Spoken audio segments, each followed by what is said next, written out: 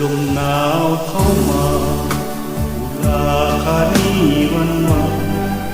จากบ้านหลายที่ห่างไกลยืนไกล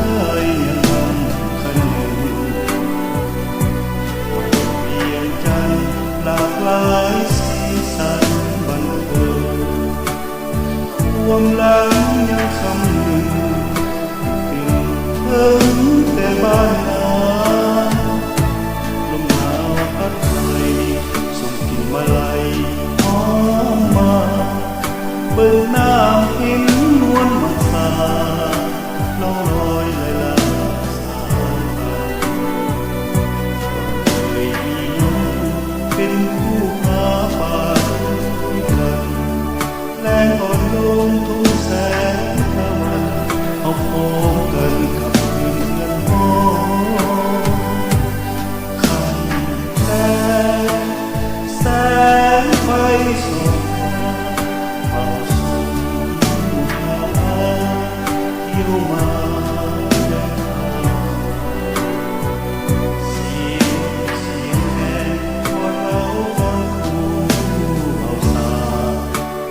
ตามภาษาบ้านคิดมามันน่าโศ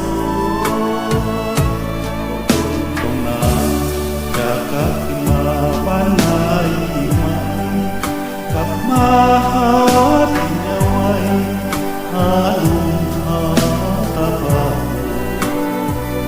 หาเพื่อนใกล้ชิดผู้ที่เคยหวังกลับมาหามันคืนคืนสู่ท้องนาอย่างเคย